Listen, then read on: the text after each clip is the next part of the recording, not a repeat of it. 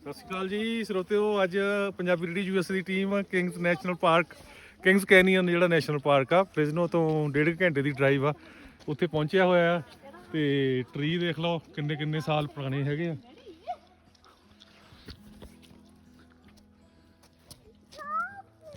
Height ਵੀ ਇਹਨਾਂ ਦੀ ਬਹੁਤ ਉੱਚੀ ਆ।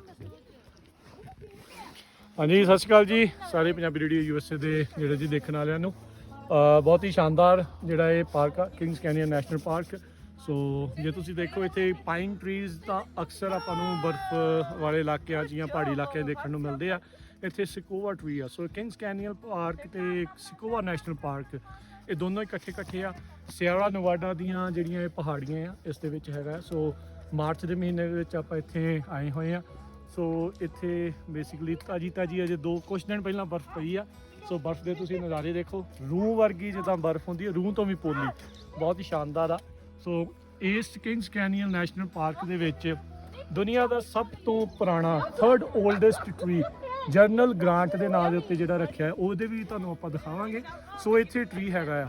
ਸੋ ਸਿਕੋਵਾ ਨੈਸ਼ਨਲ ਪਾਰਕ ਜਾਣਿਆ ਜਾਂਦਾ ਆ। ਬਹੁਤ ਸਾਰੇ ਲੋਕ ਦੁਨੀਆ ਤੋਂ ਘੁੰਮਣ ਫਿਰਨ ਦੇ ਲਈ ਇਹਨਾਂ ਪਾਰਕਸ ਦੇ ਵਿੱਚ ਆਉਂਦੇ ਆ। ਸੋ ਜ਼ਰੂਰ ਆਓ।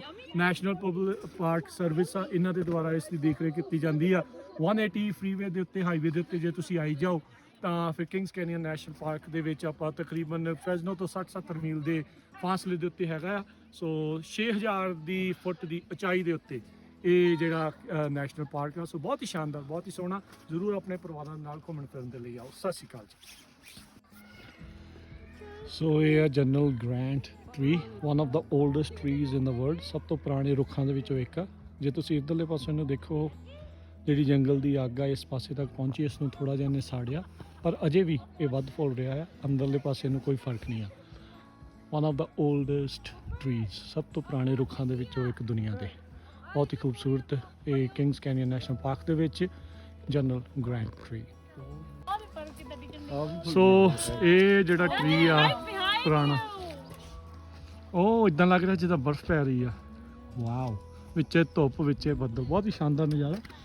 ਸੋ ਇਹ ਰੁੱਖ ਕਾਫੀ ਸਾਲ ਪੁਰਾਣਾ ਜਿਹੜਾ ਹੈਗਾ, 120 ਸਾਲ ਪੁਰਾਣਾ ਇਹ ਰੁੱਖ ਸੀ। ਜਿਹੜਾ 120 ਸਾਲ ਪਹਿਲਾਂ ਇਹ ਡਿੱਗਾ ਤੇ ਇਸ ਦੇ ਵਿੱਚੋਂ ਦੀ ਇਹਨਾਂ ਨੇ ਟਨਲ ਵਾਂਗੂ ਬਣਾਇਆ ਆ। ਇਸ ਦੇ ਅੰਦਰ ਤੁਸੀਂ ਦੇਖੋ ਅੱਗ ਦੇ ਜਿਹੜੇ ਆ ਰੈਮਨੈਂਟਸ, ਉਹ ਵੀ ਤੁਹਾਨੂੰ ਦੱਸਦੇ ਆ ਵੀ ਅੱਗ ਵੀ ਲੱਗੀ ਸੀ, ਪਰ ਵਿੱਚੋਂ ਇਹਨਾਂ ਨੇ ਟਨਲ ਵਾਂਗੂ ਬਣਾਤਾ ਹੈ। ਇਹ ਕਿੰਗਸ ਕੈਨੀਅਨ ਨੈਸ਼ਨਲ ਪਾਰਕ ਦੇ ਵਿੱਚ ਹੈਗਾ। ਸੋ ਬਹੁਤ ਹੀ ਸ਼ਾਨਦਾਰ ਇਹ ਜਗ੍ਹਾ ਹੈ, ਜ਼ਰੂਰ ਆਓ ਇੱਕ ਵਾਰੀ ਦੇਖਣ। ਸੋ ਕਿੰਗਸ ਕੈਨੀਅਨ ਨੈਸ਼ਨਲ ਪਾਰਕ ਦੇ ਵਿੱਚ ਇਹ ਗੈਮਲਿਨ ਕੈਬਿਨ ਆ। 1872 ਦੇ ਵਿੱਚ ਇਸ ਨੂੰ ਬਣਾਇਆ ਸੀ ਇਜ਼ਰਾਈਲ ਗੈਮਲਿਨ ਦੇ ਨਾਂ 'ਤੇ। ਸੋ ਇਹ ਗ੍ਰਾਂਟ ਗਰੋਵ ਦਾ ਇਲਾਕਾ ਹੈ। ਇੱਥੇ ਲੋਕ ਰਹਿੰਦੇ ਹੁੰਦੇ ਸੀ। ਹੁਣ ਨੈਸ਼ਨਲ ਪਾਰਕ ਬਣਨ ਤੋਂ ਬਾਅਦ ਇੱਥੇ ਰਹਿੰਦੇ ਕੋਈ ਨਹੀਂ ਆ, ਪਰ ਉਹਨਾਂ ਨੇ ਪੁਰਾਣੇ ਦੇ ਹਿਸਾਬ ਦੇ ਨਾਲ ਜਿਹੜਾ ਉਸ ਨੂੰ ਰੱਖਿਆ ਵੀ ਕਿਸ ਤਰੀਕੇ ਦੇ ਨਾਲ ਲੋਕ ਇੱਥੇ ਰਹਿੰਦੇ ਰਹੇ ਆ। ਅੰਦਰ ਬੜਾ ਸੋਹਣਾ ਉਹਨਾਂ ਨੇ ਫਾਇਰ ਪਲੇਸ ਪੁਰਾਣੇ ਹਿਸਾਬ ਦੇ ਨਾਲ ਇਹ ਪੂਰਾ ਕੈਬਿਨ ਜਿਹੜਾ ਬਣਾਇਆ ਸੀ। ਸਰਦੀਆਂ ਗਰਮੀਆਂ ਦੇ ਵਿੱਚ ਰਹਿੰਦੇ ਸੀਗੇ। 160 ਏਕੜ ਦਾ ਇਲਾਕਾ ਇਹਦੇ ਵਿੱਚ ਇਸ ਬੰਦਾ ਜਿਹੜਾ ਆ ਉਹ ਮੈਨੇਜ ਕਰਦਾ ਸੀਗਾ। ਸੋ ਇਹ ਕਿੰਗਸ ਕੈਨੀਅਨ ਨੈਸ਼ਨਲ ਪਾਰਕ ਦੇ ਵਿੱਚ ਇਹ ਸਾਰਾ ਇਲਾਕਾ ਹੈਗਾ ਆ।